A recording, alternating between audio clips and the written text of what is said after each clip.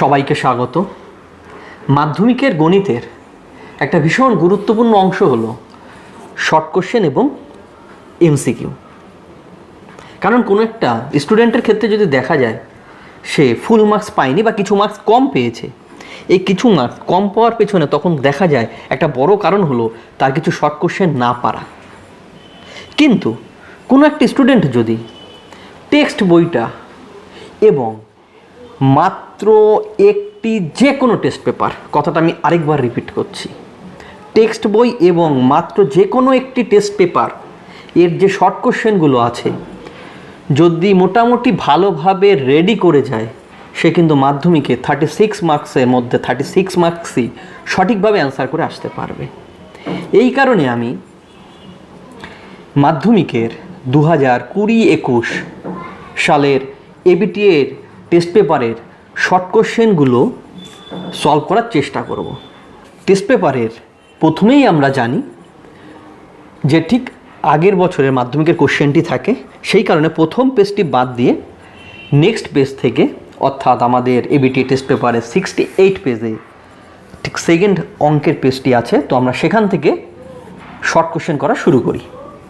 তাহলে প্রথমেই আমরা জানি যে টেস্ট পেপারের 4টে দাগে আমাদের এমসিকিউ এবং শর্ট কোশ্চেন থাকে, 1, 2, 3 এবং 4।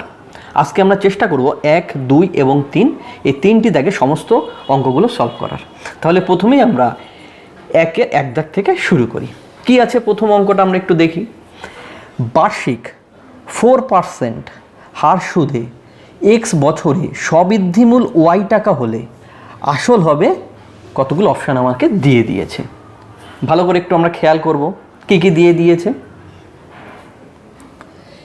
সুদের হারটা দিয়ে দিয়েছে 4%, আমি লিখে নিলাম সুদের হার 4% মানে আমরা জানি 4/100%, মানে বাই 100 হয় আমরা জানি, তাই 4/100 একবারে লিখে ফেললাম। এটা আমাদেরকে দেওয়া আছে।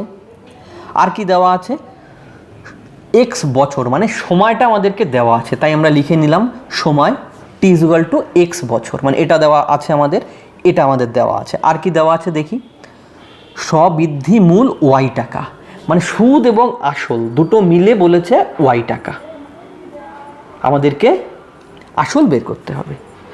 আচ্ছা, আমরা যদি ধরে নিই, কি ধরে নেব, যে আসল হলো এ টাকা, আসল কত, এ টাকা, আর সুদ স্ববৃদ্ধিমূল y টাকা মানে আমরা কি বললাম, সুদ এবং আসল মিলে y টাকা। তাহলে আমরা যদি আসলটাকে এ টাকা ধরে নিই তাহলে শুধু সুদ কত হবে, নিশ্চয়ই এই সুদ এবং আসল থেকে যদি আমরা আসলটা বিয়োগ করে দিই তাহলে নিশ্চয়ই আমরা সুদ পেয়ে যাব। তাহলে সুদ কত হবে, y - এ টাকা। অর্থাৎ আমরা কিন্তু সময়টাও পেলাম, সুদের হার পেলাম, সুদও পেয়ে গেলাম, আমাদেরকে আসল বের করতে হবে। এবার আমরা কিন্তু জানি এই সরল সুদের একটা সূত্র রয়েছে, কি, I = PRT/100। সেখান থেকে আমরা যদি একটু ভালো করে খেয়াল করি আমরা দেখতে পাবো এই t মানে কত, x বছর, আর মানে কত, 4/100, সুদ আইটা কত, y/-a।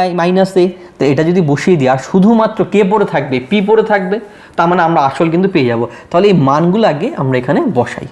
i এর জায়গায় আমরা কত বসাবো, i মানে আমরা y - a পেয়েছি, ইকুয়াল টু p কত ধরে নিয়েছিলাম a, তো লিখি a ইন্টু আর কত, 4/100 ইন্টু টি কত, সময় আমরা ধরেছি টি, x বছর, তাহলে x।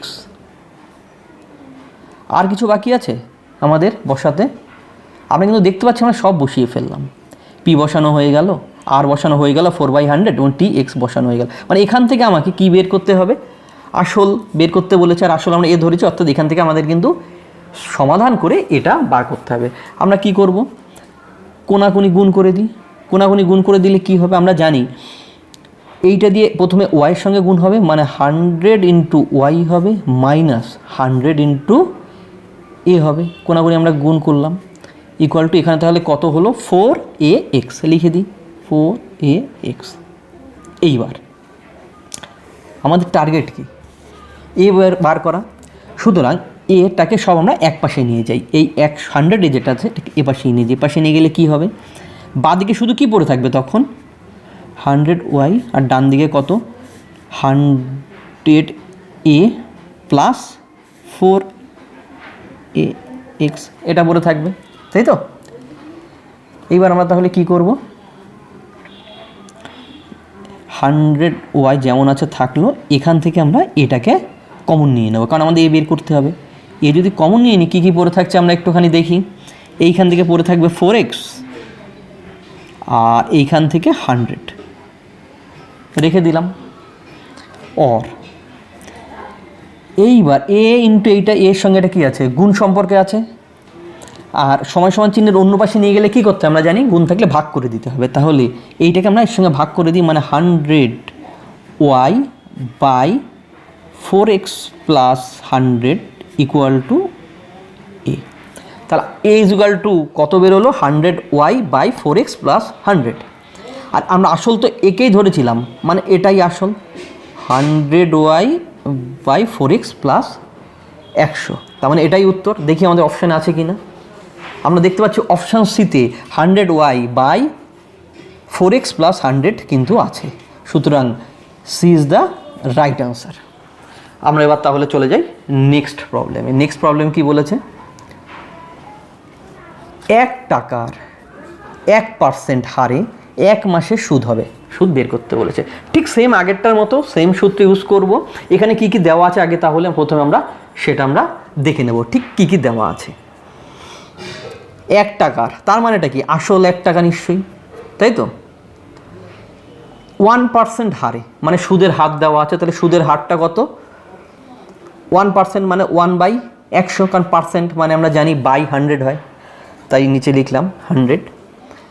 আর সময় কি দেওয়া আছে, 1 মাস। একটু খেয়াল করতে হবে আমাদেরকে যে আমরা যখন এই সূত্রটা ইউজ করি না, I = PRT/100, এই সরল সুদের এই সূত্রে কিন্তু এই টিটা না বছর, কিন্তু এই টিটা এই সূত্রে যখন ইউজ করতে হবে তখন কিন্তু বছর ইউজ করতে হবে, কিন্তু এখানে মাস দেওয়া আছে।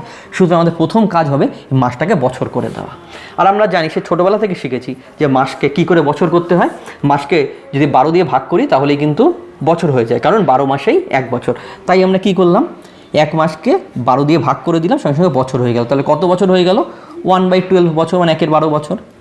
এবার আমরা ধরে নিলাম সুদ বের করতে বলেছে, ধরে নিলাম সুদটা হচ্ছে আই। সুদ কি, আই। তাহলে আমরা কি জানি, I = PRT/100, তাই তো?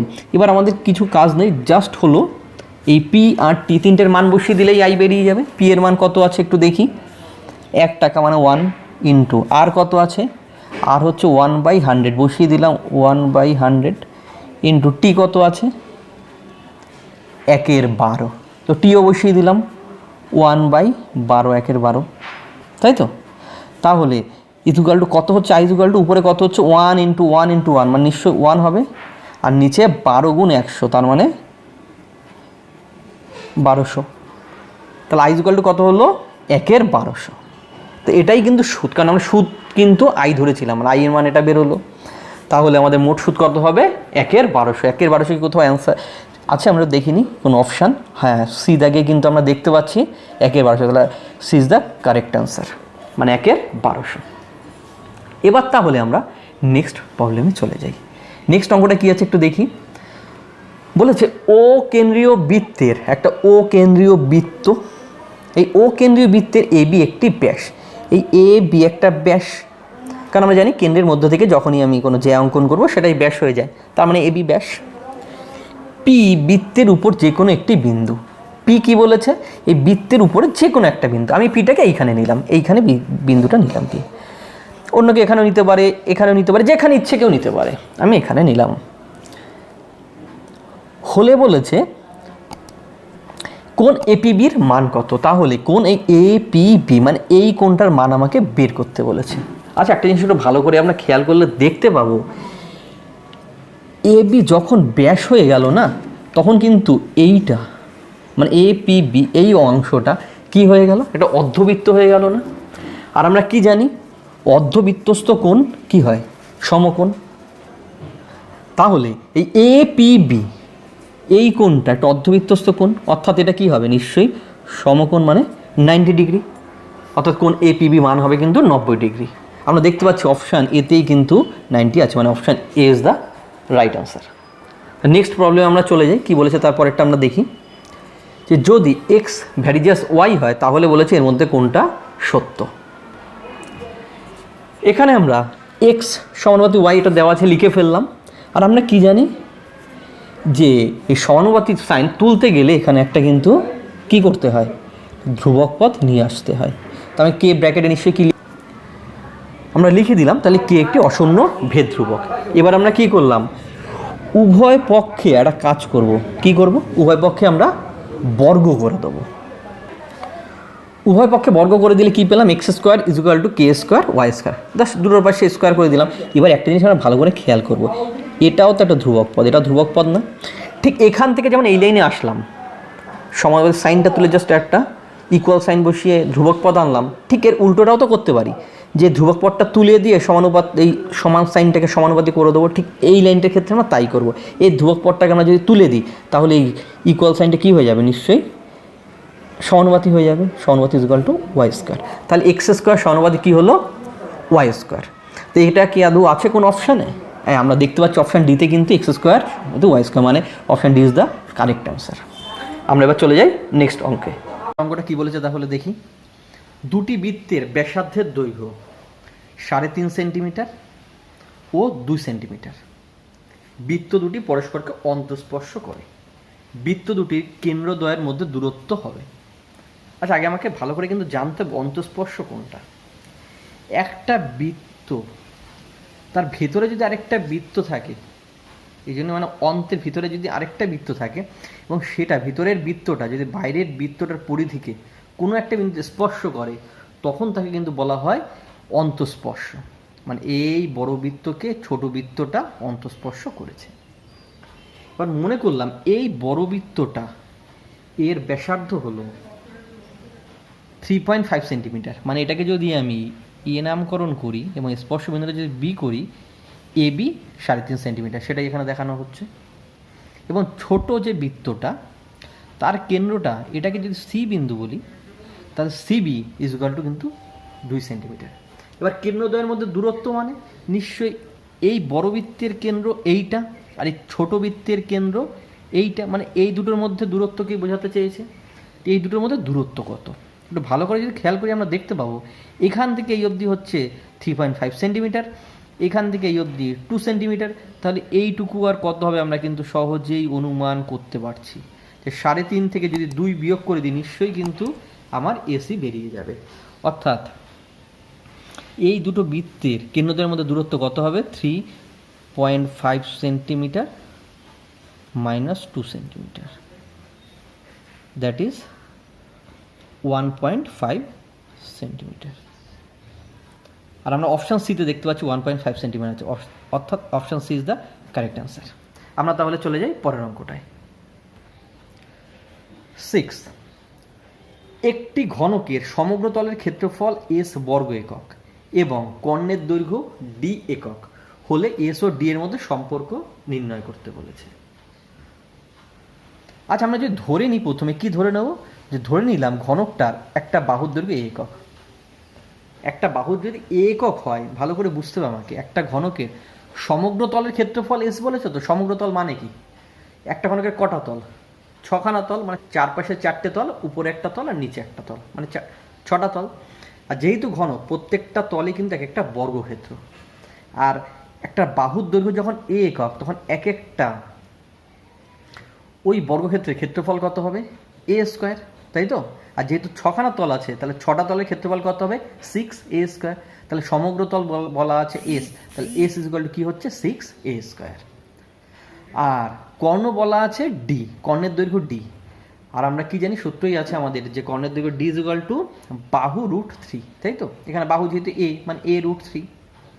এইখান থেকে আমি একটুখানি করে নিলাম, তাহলে এর মানটা কত হচ্ছে, √3 থেকে, তার মানে এর সঙ্গে √3 গুণ আছে, মানে ভাগ হয়ে এ পাশে নিচে চলে আসবে, মানে ইজ ইকুয়াল টু d/√3। এখন আমরা এই যে S is equal two 6a square আছে, এটা একবার লিখে নিলাম। লিখে নিয়ে কি করব, এস বাদিকে যেমন আছে সেদিকে সেরকম থাকবে, 6 যেমন আছে রাখলাম। এ স্কোয়ার, এর মান কত, এই দ্বিতীয় ইকুয়েশন থেকে এর মান, এটা একটা ইকুয়েশন নাম্বার দিয়ে দিই 1। এখানে এ ইজ ইকুয়াল টু কত, d/√3 না, এর জায়গাতে আমি বসিয়ে দিলাম d/√3, স্কোয়ার আছে, স্কোয়ার করে দিলাম, ওর এস ইজ ইকুয়াল টু 6 যেমন থাকছে, এটা ডি স্কোয়ার হয়ে গেল।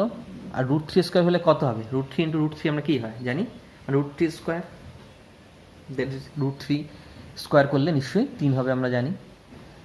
এই 3 দিয়ে কিন্তু 6কে আবার কেটে দেওয়া যাচ্ছে, 3 দুগুণে 6। অতএব এস ইজ ইকুয়াল টু কী হলো? 2d স্কোয়ার, তাই তো? অতএব শুধু D square is equal two কত হবে? তার মানে ডি স্কোয়ার সঙ্গে 2 গুণ আছে, 2টাকে তাহলে ভাগ করে নিচে নিয়ে যাবো, তাহলে কত হবে? s/2। তাহলে D square is equal two কত? s/2। আর আমরা দেখতে পাচ্ছি অপশান ডি তে কিন্তু D square is equal two s/2 আছে, মানে option D is the correct answer. এবার তাহলে আমরা চলে যাই শূন্যস্থান পূরণে, কারণ এর পরের দাগটা কিন্তু শূন্যস্থান পূরণ। শূন্যস্থান পূরণের প্রথম অঙ্কটা দেখি। কোনো ব্যবসায় 3 বন্ধুর মূলধন যথাক্রমে x² টাকা, xy টাকা, xa² টাকা, একই সময় পর তাদের লাভের অনুপাত হবে। আচ্ছা, আমরা কিন্তু অংশীদারি কারবার যখন অঙ্ক করেছি আমরা কিন্তু দেখেছি যে লাভের অনুপাত আর মূলধনের অনুপাত কিন্তু সেম হয়, মানে মূলধন অনুপাত যা হবে লাভের অনুপাতও কিন্তু তাই হবে। তাহলে আমাকে এখানে লাভের অনুপাত বের করতে দিয়েছে, তার মানে এখানে মূলধন যেহেতু দিয়ে দিয়েছে, মূলধনের অনুপাত বের করে নিই। মূলধন অনুপাত বের করা মানেই লাভের অনুপাত বেরিয়ে যাওয়া। তাহলে 3 বন্ধুর মূলধন অনুপাতগুলো কী কী আছে একবার প্রথমে লিখে নিই, যে x², দ্বিতীয় বন্ধুর xy, তৃতীয় বন্ধুর xa²। আর এই 3টের যদি আমি অনুপাত করি 3 বন্ধুর মূলধন অনুপাত, তাহলে এটাই লাভের অনুপাত হবে। অনুপাত করে কি হয় দেখি, দেখতে পাচ্ছি এখানে x² আছে, এখানে x আছে, এখানে x আছে, মানে x দিয়ে আমি 3টেকে ভাগ করতে পারছি। x দিয়ে যদি এটাকে ভাগ করি x² কত হবে? x, কারণ আমরা জানি অনুপাতের ক্ষেত্রে প্রতি পদকে একই সংখ্যা দিয়ে গুণ বা ভাগ করা যায়, তাতে অনুপাতের কোনো পরিবর্তন ঘটে না মানের। তো x দিয়ে ভাগ করলে এটা x হবে, এটাকে x দিয়ে ভাগ করলে জাস্ট y হবে, এটাকে x দিয়ে ভাগ করলে a² হবে। এটাকে কিন্তু আর ছোট করা যাচ্ছে না, মানে কিছু দিয়ে ভাগ করা যাচ্ছে না। তাহলে তাদের লাভের অনুপাত কি হবে? এটাই হবে, কারণ এটাই মূলধন অনুপাত হচ্ছে। তাহলে অনুপাত হবে x/y/a²। এটাই কিন্তু প্রথম শূন্যস্থান পূরণের অ্যান্সার। এবার দ্বিতীয়টা দেখি। ax² + bx + c = 0 সমীকরণের বীজদ্বয় পরস্পর অনন্য হলে c এর মান আমাকে বের করতে বলেছে। কখন c এর মান বের করতে বলেছে? যখন বলা আছে এই সমীকরণের বীজদ্বয় পরস্পর অনন্য, মানে একটা বীজকে আমি ধরি, একটা বীজ হচ্ছে আলফা, তাহলে অপর বীজটা কত হবে? নিশ্চয়ই ওর অনন্যক মানে 1/α, তাই তো? আর আমরা জানি কিন্তু যে কোনো একটা সমীকরণের দুটো বীজের গুণফল কি হয়? ওই সমীকরণে যে ধ্রুবক পদ এখানে c/x² যেটা সহগ তার অনুপাতের সমান হয়, মানে c/a = কিন্তু এর বীজদ্বয়ের গুণফল। বীজদ্বয় কী কী? একটা যদি আলফা হয় আর একটা নিশ্চয়ই 1/α, কারণ অনন্যক বলা আছে। তাহলে এখানে আলফার 1/α কেটে যাচ্ছে কিন্তু, তাহলে 1 = কী হচ্ছে? c/a। পরের লাইনে কোনাকুনি গুণ করলে কি হবে? a = c। অতএব c এর মান কত হলো? a। তাহলে এখানে শূন্যস্থান পূরণে c = কত লিখবো আমরা? a। ব্যাস, মানে 2 এর উত্তর হচ্ছে a। এবার তাহলে আমরা চলে যাই পরের অঙ্কে। 3টি ক্রমিক সমানুপাতি ধনাত্মক সংখ্যার গুণফল 64 হলে প্রথম ও তৃতীয়টির মধ্য সমানুপাতি। মানে 3টি ক্রমিক সমানুপাতি ধনাত্মক সংখ্যার গুণফল 64 আমাকে বলে দিয়েছে, আমাকে মধ্য সমানুপাতি বের করতে হবে। আচ্ছা, যখন 3টি ক্রমিক সমানুপাতি সংখ্যা আমাকে বলে দিয়েছে, আমরা কিন্তু 3টি ক্রমিক সমানুপাতি সংখ্যাকে এইভাবে ধরতে পারি, x/r প্রথমটা, পরেরটা x, পরেরটা xr। অর্থাৎ এটাকে যদি আমি r দিয়ে গুণ করি দেখবো এটা পাবো, এটাকেও যদি r দিয়ে গুণ করি এটা পাবো। তার মানে কিন্তু এই 3টি সংখ্যা কিন্তু ক্রমিক সমানুপাতি। আর সাধারণত যখন 3খানা ক্রমিক সমানুপাতি সংখ্যা বলে দেয় আমরা কিন্তু এইভাবেই সবসময় ধরে থাকি, আমাদের সুবিধা হয় মান বের করতে। এখন এই 3টে ক্রমিক সমানুপাতির গুণফল বলেছে 64। জাস্ট 3টে সংখ্যা ধরে সেটা গুণফল 64 লিখলাম। এবার এরকম ধরার সুবিধাটা কি, যে আমি প্রথমেই আর এবং আরকে কিন্তু আমি কাটতে পারবো। তাহলে এখানে কত থাকবে? x³ = এখানে কত আছে? 64। x³ যদি 64 হয় তবে x = কত হবে? x = নিশ্চয় 4। তাই তো? কারণ 4-এর কিউব করলেই কিন্তু 64 হয়। অতএব প্রথম এবং তৃতীয়টির মধ্যে এবং মধ্য সমানুপাতি কি এক্স, এটাই আছে, এক্স এর মান বেরিয়ে গেল, মানে এটাই অ্যান্সার। তো এক্স ইজ ইকুয়াল মধ্য সমানুপাতি তাহলে 4, এটাই কিন্তু অ্যান্সার। এবার চলে যাব আমরা পরের অঙ্কে। 3টি বিন্দু একই সরলরেখায় অবস্থিত নয়, এরূপ বিন্দু 3টি দিয়ে ড্যাশ বৃত্ত অঙ্কন করা যায়। আচ্ছা, 3টি বিন্দু এক সরলরেখা অবস্থিত নয় মানে কি? হয়তো এখানে একটা বিন্দু আছে, এখানে একটা বিন্দু আছে, এখানে একটা বিন্দু আছে, যে কটা বৃত্ত অঙ্কন করা যাবে? নিশ্চয়ই এইভাবে একটা বৃত্তই কিন্তু অঙ্কন করা যেতে পারে। তা 3টি বিন্দু একই সরলরেখা কারণ একই সরলরেখা হলে কিন্তু একটা অঙ্কন করা যেত না, যেহেতু একই সরলরেখা অবস্থিত নয় 3টি বিন্দু, তাই 3টি বিন্দু দিয়ে কিন্তু একটা বৃত্ত অঙ্কন করা যাবে, মানে এর আনসার হবে 1। এবার চলে যাই পরেরটায়। কি বলেছে? দুটি বৃত্ত পরস্পরকে ছেদ বা স্পর্শ না করলে, মানে এই দুখানে বৃত্ত আঁকলাম আমি, পরস্পরকে ছেদও করেনি স্পর্শও করেনি, না করলে বৃত্ত দুটির সর্বাধিক সংখ্যায় ড্যাশটি সাধারণ স্পর্শক অঙ্কন করা যায়। মানে কটা সাধারণ স্পর্শক অঙ্কন করা যাবে? আচ্ছা, এই দুটো বৃত্ত যদি হয় এ আর বি, ভালো করে যদি আমরা দেখতে পাবো এই বৃত্তের উপরে এবং এই বৃত্তের উপরে, মানে সি এবং ডি, এই উপরের দুটো বিন্দু দিয়ে কিন্তু একটা সাধারণ স্পর্শক অঙ্কন করা যাবে, মানে সরল সাধারণ স্পর্শক যাকে আমরা বলি। ঠিক একইভাবে নিচেও একটা সরল সাধারণ স্পর্শক অঙ্কন করা যাবে, দুটো স্পর্শক অঙ্কন করা যাবে। আবার ঠিক এইভাবে তির্যকভাবে কিন্তু এখানে একটা স্পর্শক অঙ্কন করা যাবে এবং তির্যকভাবে এইভাবেও একটা স্পর্শক অঙ্কন করা যাবে। তাহলে এই দুটো বৃত্ত দিয়ে আলটিমেট কটা স্পর্শক অঙ্কন করা গেল? কটা সাধারণ? 4টি সাধারণ স্পর্শক কিন্তু অঙ্কন করা গেল। তাহলে অ্যান্সার কত? অ্যান্সার কিন্তু 4। আচ্ছা, আমাদের শূন্যস্থান পূরণ কিন্তু সলভ হয়ে গেল। এবার সত্য বা মিথ্যা এটা আমাদের লিখতে হবে। কি বলেছে প্রথমটা দেখি, দুটি ত্রিভুজ সর্বসম হলে তারা সদিশ হবে। একটু ভালো করে ভাবি। আমরা জানি সর্বসম মানে কি? দুটো ত্রিভুজ তখনই আমরা সর্বসম বলি যে ওই ত্রিভুজ দুটোর কিন্তু অনুরূপ বাহু কোণ সবই সমান হয়, তবে সেটাকে আমরা সর্বসম বলি। আর সদিশ হতে গেলে কি হতে হবে? জাস্ট অনুরূপ কোণ সমান হলেই সদিশ। তা সর্বসম ত্রিভুজের তো অনুরূপ বাহু এবং কোণ দুটোই সমান, আর যখনই কোণ সমান হয়ে যাচ্ছে তখন অটোমেটিক্যালি সেটা অবশ্যই সদিশ হয়ে যাচ্ছে। তার দুটো ত্রিভুজ সর্বসম হলে তারা সদিশ হবে, এটা তার মানে নিশ্চয়ই সত্য।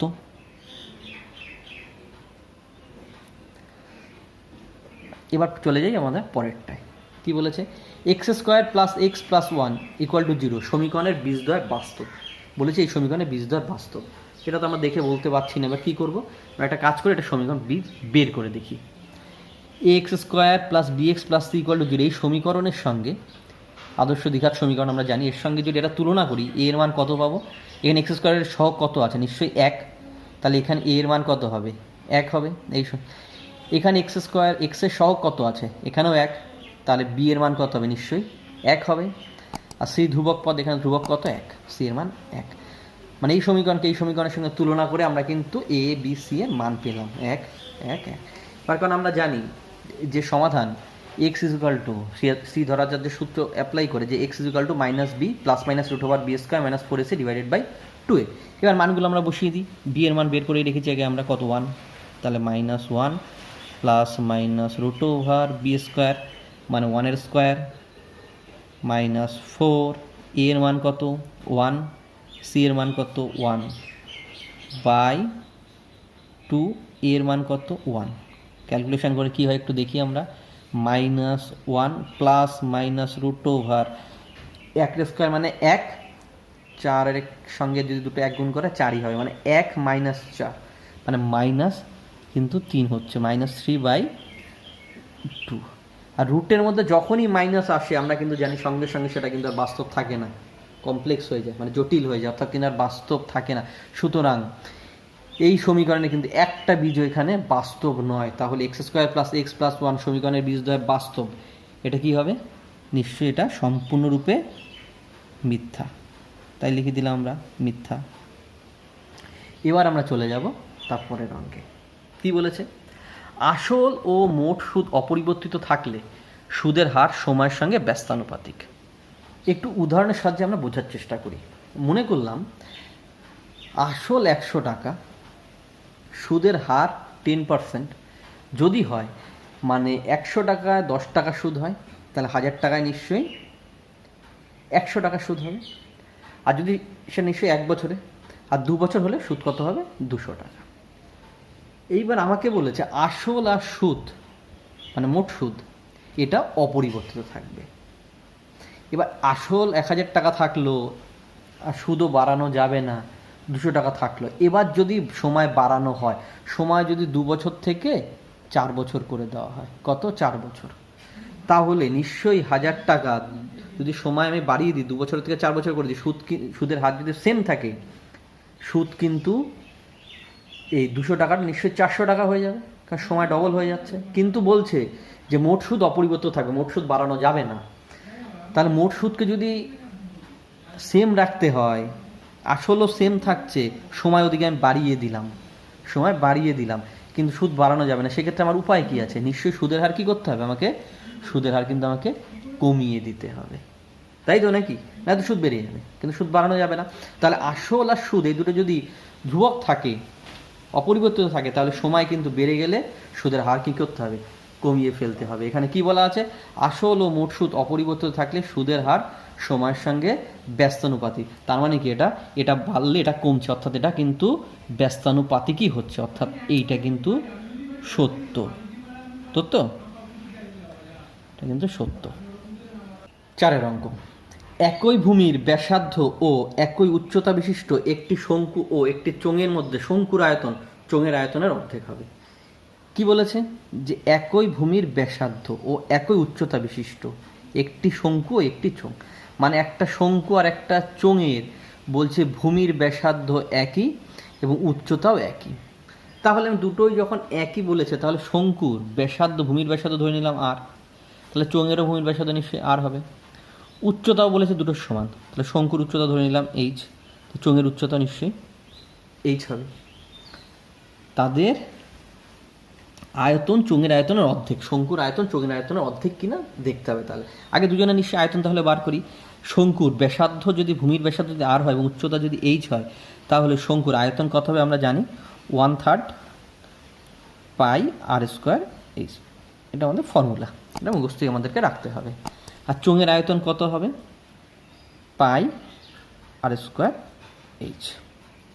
এইবার আমরা তাহলে দেখি যে শঙ্কুর আয়তন চোঙের আয়তনের থেকে কত বেশি, কোনটা আমরা যে কোনো একটা চেক করতেই পারি।